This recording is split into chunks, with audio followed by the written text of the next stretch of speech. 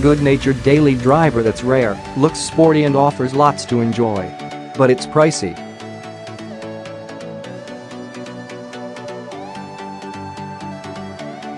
Overview. What is it? Abarth makes a faster Fiat. So to create the car you see here, the Abarth 124 Spider, you might assume the starting point was Fiat's 124 Spider.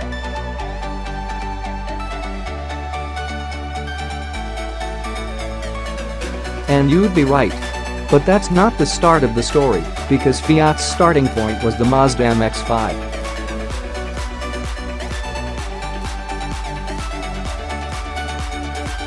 We apologize if this is familiar ground, but it's worth everyone knowing the full facts, because they will become relevant later on.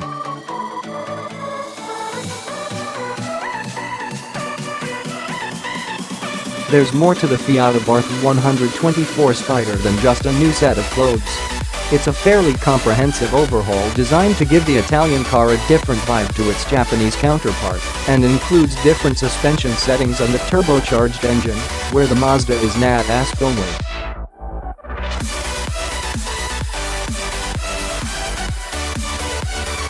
In the Fiat, the 1.4-liter four-cylinder turbo develops 138 bhp, while for the Abarth it's turned up to 168 bhp, good enough for 0-62 miles per hour in 6.8 seconds, and a top speed of 144 miles per hour, emissions of 148 grams kilometer, that put it in tax band F, and a claimed 44.1 miles per gallon on the combined cycle.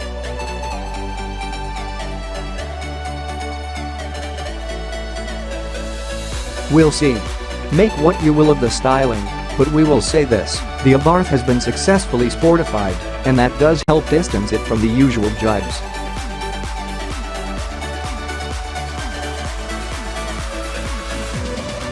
Okay, I can't leave it there.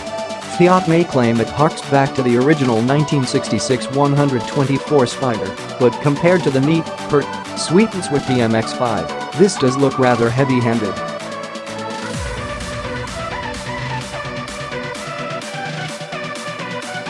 But a roadster is a simple car, so let's not overthink this. The Abarth is a front-engine, rear-drive, manual gearbox, manual roof two-seater that wants to show you a good time.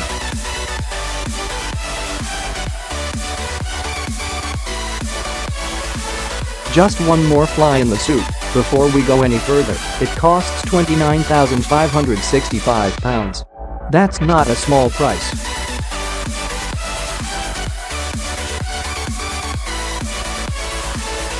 Driving. What is it like on the road? You can drive an Abarth Spider every day. Its size, snappy gearbox and quick steering make it easy to thread around town, while the well-shaped seats and refinement enable it to see off a couple of 100 miles without too much tinnitus or backache.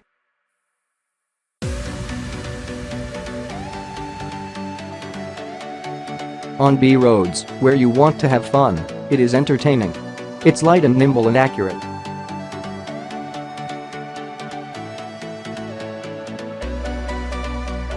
It's not bad, it does the job. But on the whole it doesn't do it quite as well as the MX-5.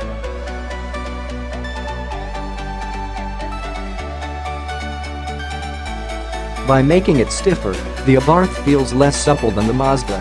A fraction more grippy, and less prone to roll, yes, but it doesn't have the same fluidity, and the sharper settings make it feel slightly snatchier.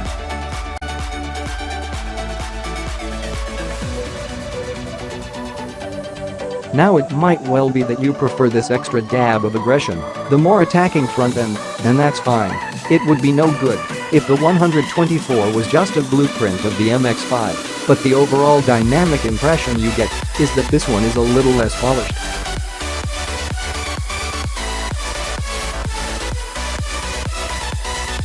The Mazda fills you with this warm sense of everything carefully honed to work together, while there's something slightly distracting about the Abarth.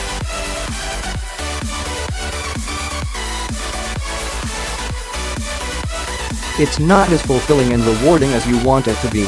I'm not convinced Abarth dotted every I and crossed every T before waving it out the door.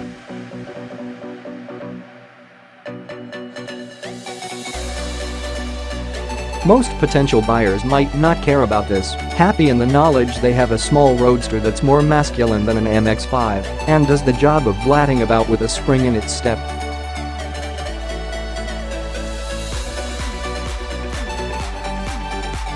And in one key area the 124 Spider does have leverage over the Mazda: its engine.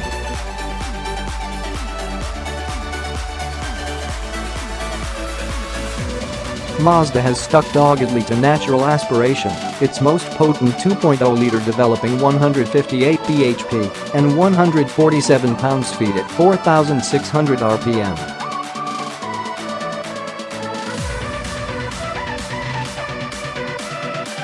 It's a sweet enough unit, but widely criticized for not delivering hot hatch-matching acceleration.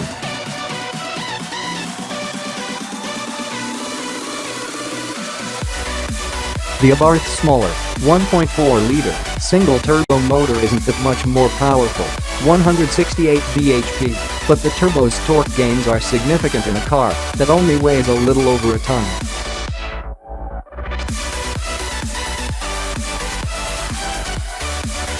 It churns out almost 40 pounds-feet more, 184 pounds-feet, and delivers it over 2,000 rpm earlier, 2,500 rpm.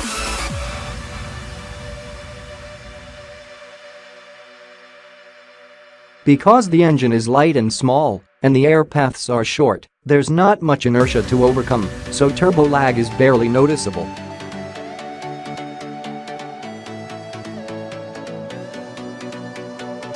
You don't have to row the Gerlever about so much, almost a shame, as it's a reward in itself, and can instead let the engine go to work.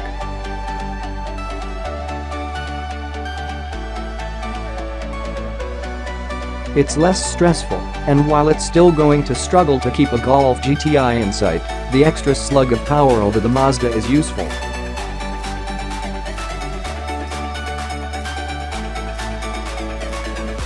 If not particularly tuneful. At low revs, the exhaust parps and farts, but as speeds rise you leave the noise behind and are left without a flat, ordinary four-cylinder.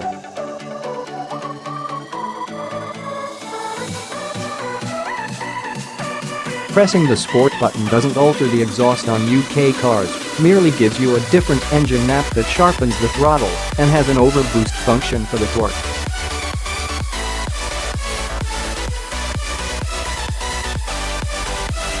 You notice the former, but not the latter. The little Brembo brakes are strong, and as with the MX-5, the driving characteristics match the visuals pretty well.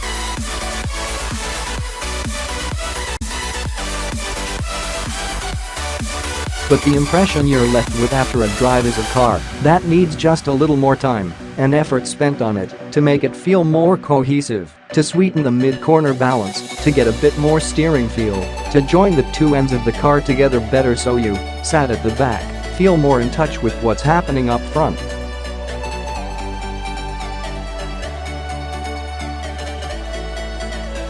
But these are probably only criticisms if you're an enthusiast, and I'm not sure this is an enthusiast's car.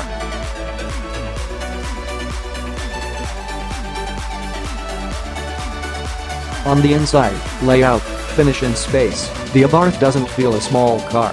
I hate to keep harking back to the MX-5, but where the view down the Mazda's bonnet is pert and shapely, here the broad, flat expanse reminds you you're driving a car with more bodywork around you. And yes, the Abarth is a little wider, a little taller, and a lot longer.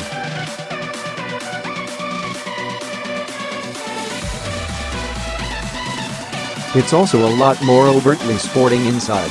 A red rev counter, red band on the steering wheel, red stitching, alloy pedals and heavy use of Alcantara do set a certain tone and make the most of the otherwise lackluster cabin design.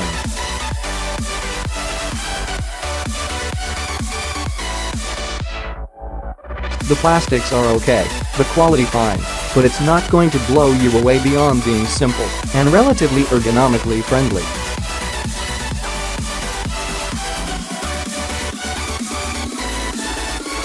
It earns bonus points for the roof, which is so simple and fast to manually raise and lower without having to leave the comfort of your seat.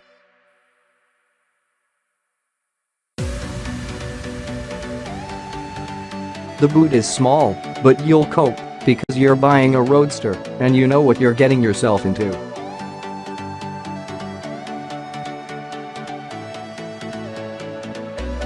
More of an issue is the driving position. As is often the case, it's too high, leaving the lanky feeling exposed and struggling with leg clearance under the steering wheel.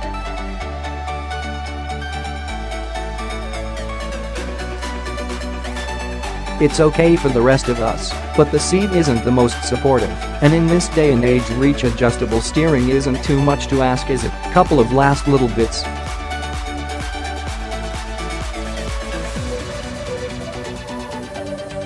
Like the MX-5, the infotainment isn't the most advanced graphically or functionally, but it's easy to get to grips with via the pad on the console.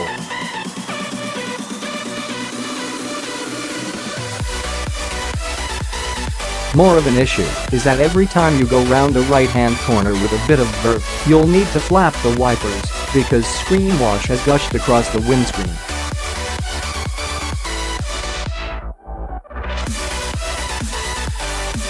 Owning, running costs and reliability, here's where we get to the sticky point.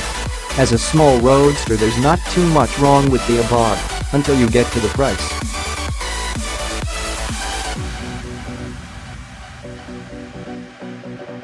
It's £29,565. A top-line MX-5 which is just as well equipped and only half a second slower to 62 miles per hour is £23,690. That's 20% cheaper.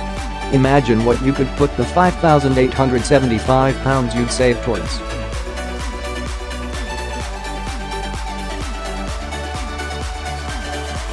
Now, I'm aware the Abarth will be a rarer sight on the roads, and that the brand is newer and sportier and more exciting, but £30,000 should get you more car, more quality, more speed, more handling, or if not all, at least some combination of these.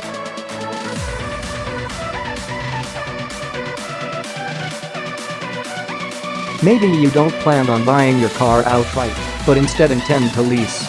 Well, it's the same story, depending on how much you put down in advance, what the lease period is, etc. The MX-5 will work out at about 20% less per month.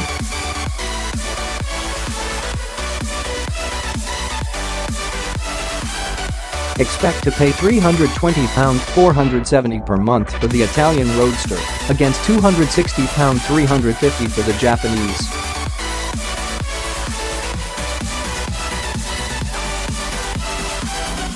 On the positive side, the Abarth's turbocharged engine is efficient. CO2 emissions have 148 grams km, put it in tax band F1 below the MX-5, so saving £40 per year, and in a bit of easy mixed driving it will do 37-38 miles per gallon, 3-4 miles per gallon more than an MX-5.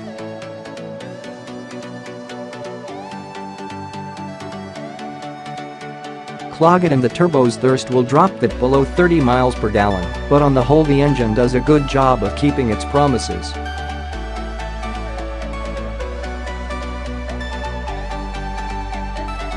Couple of spec pitfalls to watch out for. The automatic gearbox is £2,050 and should be avoided like the plague, not only because the manual is a light, simple delight, but because it'll hit residuals too.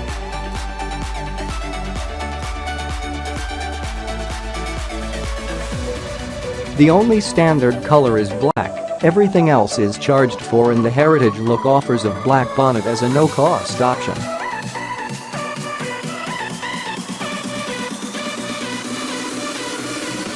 You might like that. Color choice is good too. Verdict: final thoughts and pick of the range. A Roadster is a simple car, so let's not overthink this. The Abarth is a front-engine, rear-drive, manual gearbox, manual roof two-seater that wants to show you a good time.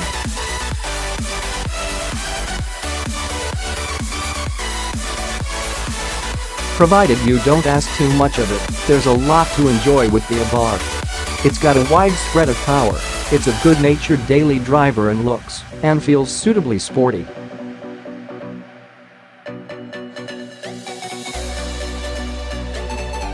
But for the amount Abarth is charging, the 124 Spider isn't good value. Perhaps if more attention to detail had been put into the driving experience to make it feel more special, to give the engine more charisma, the handling more deftness, then it wouldn't feel such a stretch.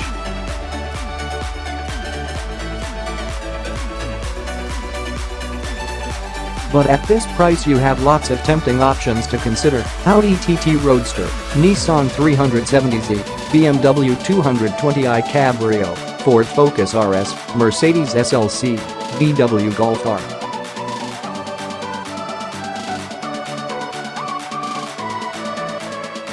There's some good kit out there.